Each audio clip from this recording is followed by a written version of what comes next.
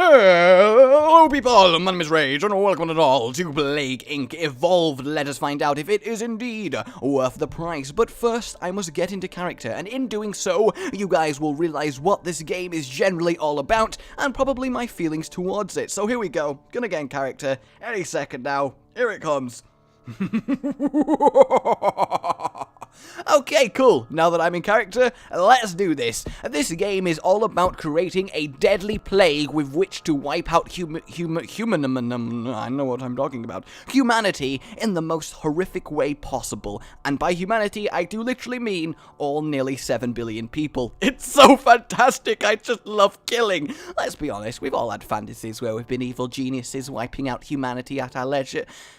Just me? Oh. We'll cut that out. We will cut that out. That is fine. We'll just don't worry about it. Good. So this is a early access build, so not everything is implemented. So I'm just going to be doing the normal game mode to show you what's up.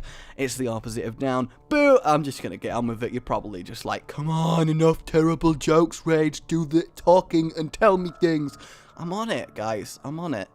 Good. So you have to start out by picking whether you want to be a bacteria, a virus, or a fun guy. I'm sorry. Neurax, worm, parasite, and so on, getting increasingly different types of plague that have their own pros and cons. To unlock the next rung of plague, i.e. for me to go from bacteria to virus, I have to complete the game on normal or high-res bacteria, which you may think sounds quite easy given what you probably know about this game, but believe me, this game is actually quite difficult, surprisingly so. I have got 3 perks, which you then choose out of 5 different lists, and you only get a perk by completing the game on any difficulty, so I've got these 3 by completing it on casual, the filthy casual that I am, I know. So what I'm going to attempt to do today is complete the game for the first time on normal, because I refuse to believe that I'm a casual. Just seriously though, brutal and mega brutal, I have no idea how you beat them. They are ridiculously difficult. You need serious tactics and efficiency. I also like on casual that it's just sick people giving hugs. Why not? I love the sense of humor in this game, but let's do this. And what we are going to do today, ladies and gentlemen, I have prepared my disease. We are going to be playing with the Wrath of Putin! Yes, indeed, I thought I'd represent my Ukrainian friends out there, because we're going to infect and kill the world with the Wrath of Putin. I think that's, you know, fairly apt, don't you? Awesome! So look, what I love about this is we get to the world map. This is where you manage your disease, and one thing that's kind of annoying about the game that I've got a issue with straight away is that no matter how many times you play through this game, every single tip screen keeps coming up and you cannot make it stop, and it's so irritating and it breaks the flow of the game so much. Complaint off the bat, I know, but it needs to be said because it irritates the hell out of me. But that aside, this game is really quite promising. So the first thing you have to do is choose where you want your disease to start. Normally, USA is quite a good choice because they fly to everywhere. The UK is also a good choice for the same reason. But given the disease that we're going to do today, we're going to start in Russia. And here we go with the first news announcement. The Wrath of Putin begins in Russia.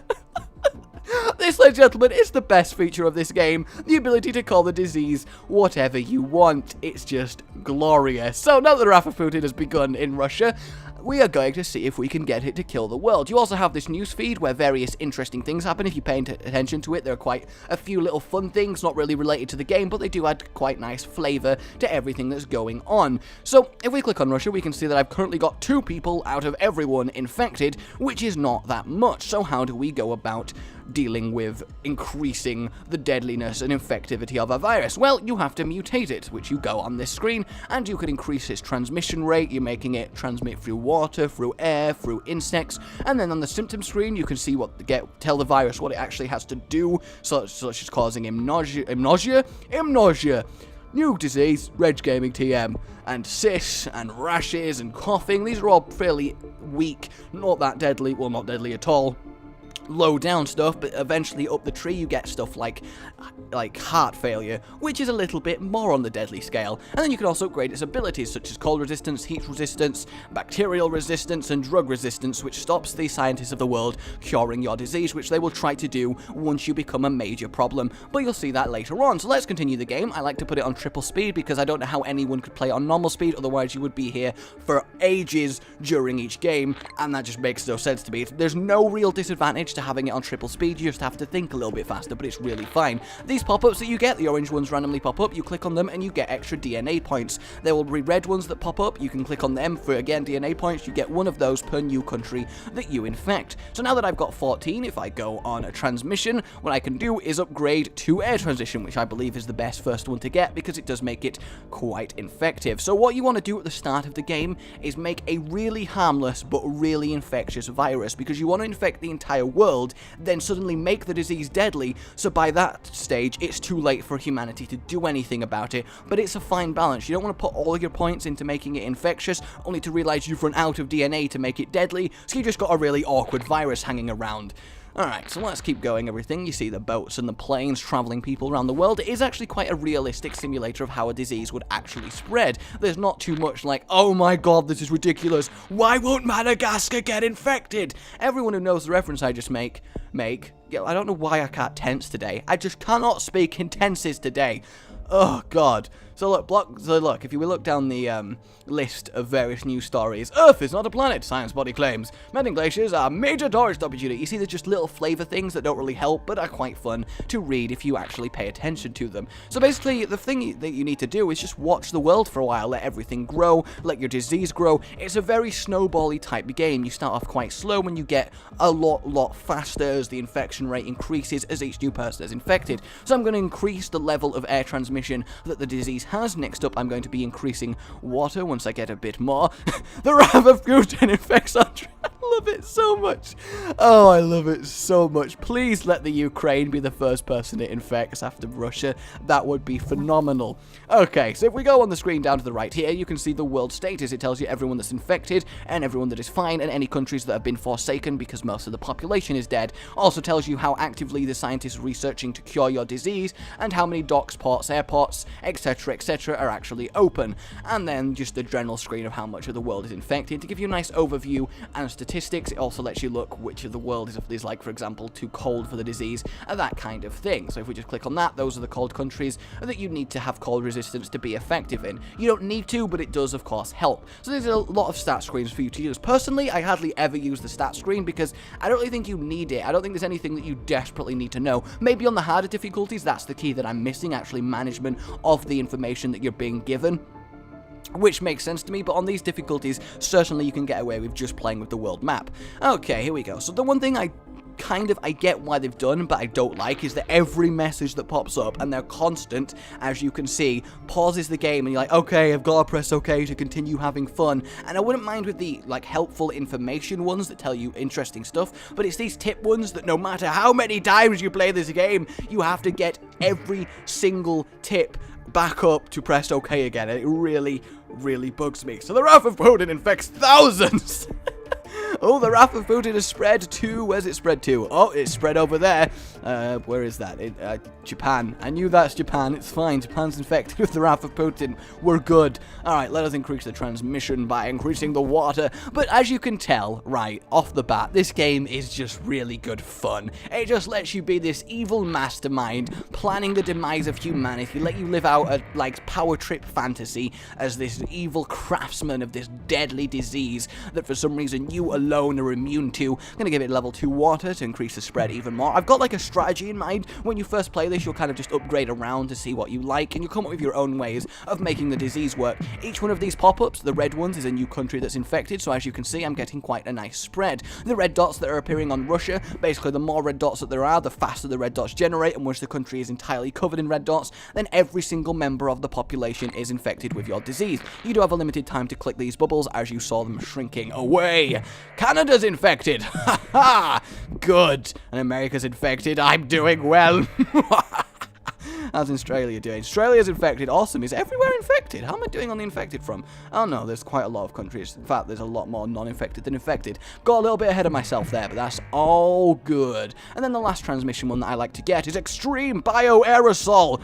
I have no idea what any of these words mean, but I do mean it's damn effective now. And as we can see, Russia is nearly... in fact, no, it is. Russia is completely consumed. But as you can see, I've not killed anyone with my virus yet, and that's key for early spreadage, TM Rage Gaming, because the point is, you don't want scientists to be like, oh god, no, it's killing everyone! Cure it now! You want scientists to be like, I don't care that everyone's got this disease, it literally has no symptoms, it's harmless, until the entire world is infected, and then you start making people's hearts explode in some sort of blood fest of just utter...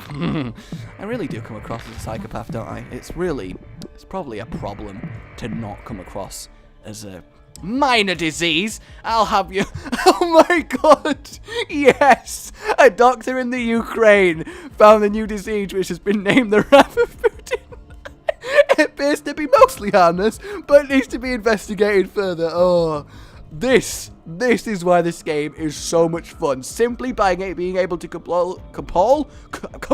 What word even is that? Call the disease whatever you want, it becomes fantastic. The fact that Ukraine, any country could have done this, it's random, but the fact that it was the Ukraine with the wrath of Putin, that's fantastic. Oh, awesome. So we've got a load more points. So what we could do is increase infectivity a little bit more. So what I could do is increase it to sneezing, but that might make people concerned, and they may try and cause it. No, they won't try and cause it. They'll try and cure it. I really can't speak today. My English failures are through the roof. So what I'm going to do is I'm going to give it a little bit of insect spreading, because that is really quite effective. And then next time I'm going to give it some blood spreading, because that lets the virus randomly mutate. When your virus mutates, you gain symptoms without actually having to spend your points, which is quite a good way to advance. So as you can see, we are infecting a lot of the world now. And I'm going to evolve it in blood, because that increases the infectivity, but it also gives it a really high chance of mutating, which is quite useful. As you can see, nearly like 25% of the world is infected. Have we got more? Yes, way more infected than not infected. Come on, Botswana, Zimbabwe, and Angola, and Algeria, get infected. You can do it. No, click. God, don't miss them. That would have been horrendous. Absolutely horrendous, I say. You need every single bit of... DNA, that's the one. That's the word I was looking for that I completely forgot existed. You need literally every bit of DNA you can get in order to be successful at higher difficulty, so missing them is really bad. There are a few perks which automatically click all the bubbles, which is quite nice. The wrath of Putin has mutated and developed cysts. So that's the kind of thing I'm on about. I've now got cysts as a symptom, but I didn't have to spend the amount of points in it, which has saved me a lot of DNA, which is awesome. Now, I could increase the infectivity, but I'm kind of...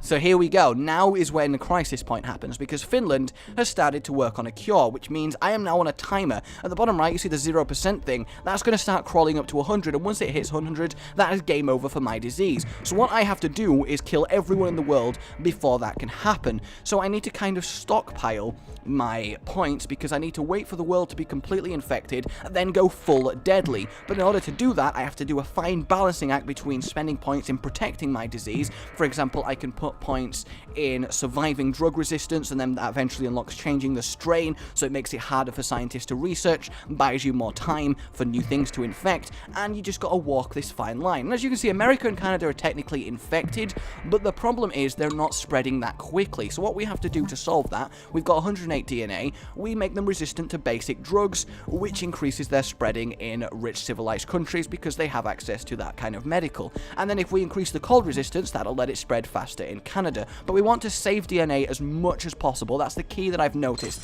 These blue ones that you can click slow down the research speed of the cure, so you want to try and get all of them as well. So now that we have research the fact that it resists drugs, we'll start to get a slightly faster infect rate in both Canada and the US, especially Spain and France as well, who are resolutely refusing to be infected. I'm going to have to increase the spreading of the disease here, simply because I'm not spreading fast enough to actually be able to kill the world. This genetic hardening is what prevents people from researching it fast enough, and then that's going to make it resistant to, like, basically all the over-the-counter and prescribed drugs, which is going to increase the spread a hell load. As you can see, Canada is now spreading incredibly quickly, and you know, the whole of Africa, because I've increased the insect spreading, has just completely dropped, because as you know, every insect in Africa is an absolute bastard. So now that we have most of the world under the fun, what are my words today? I'm just so not absolutely flawless.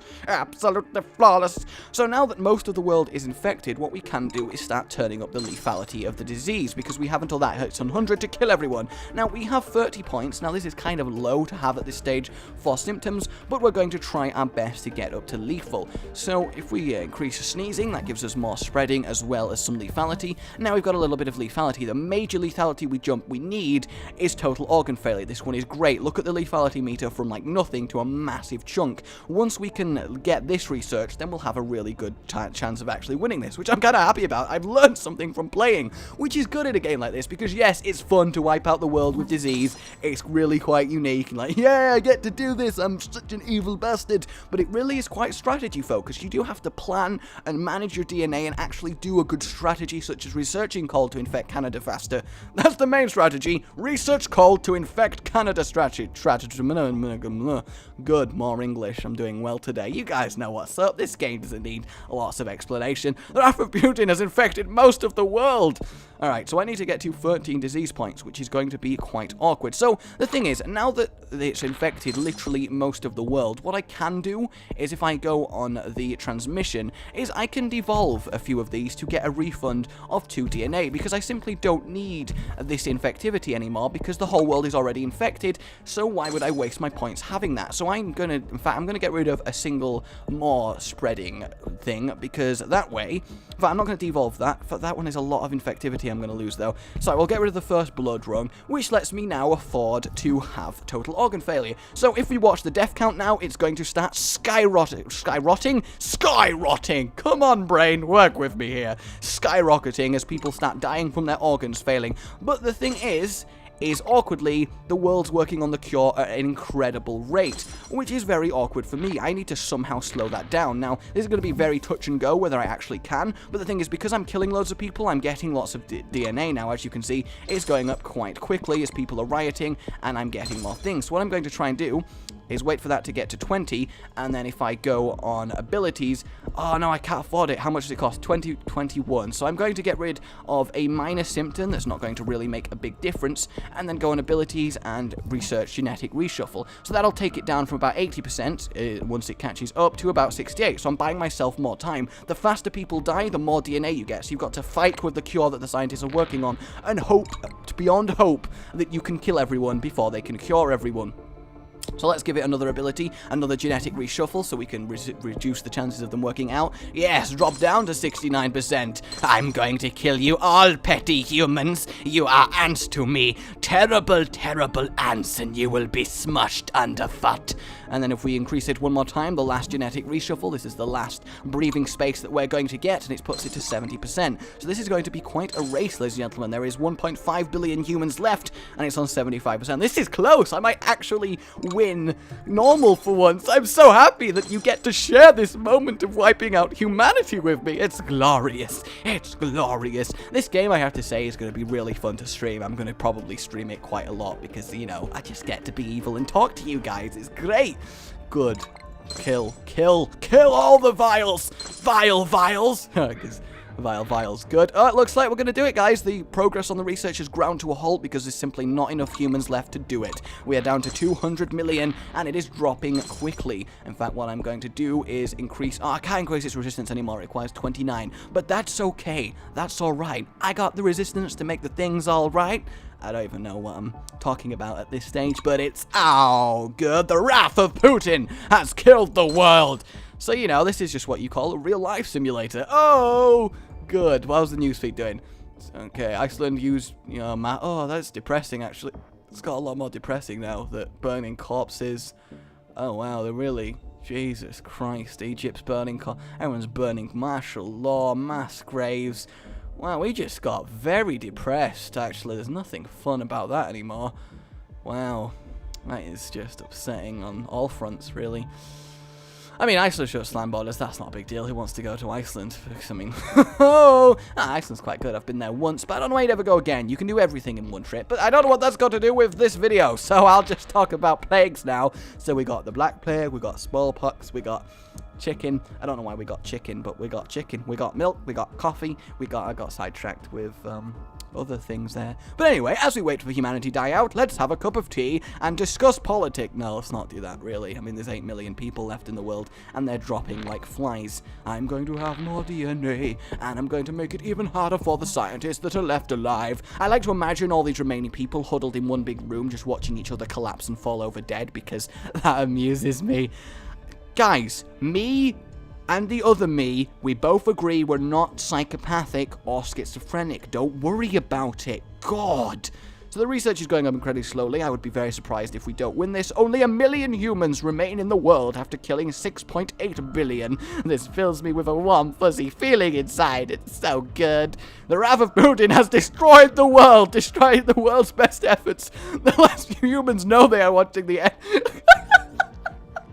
This screen right here, ladies and gentlemen, this is why you play this game. The wrath of Putin to destroy humanity. Glorious. Absolutely glorious. Silly Russia. Fantastic. Die, people! Die. 100,000 humans left, dropping fast. 50k on the 40k.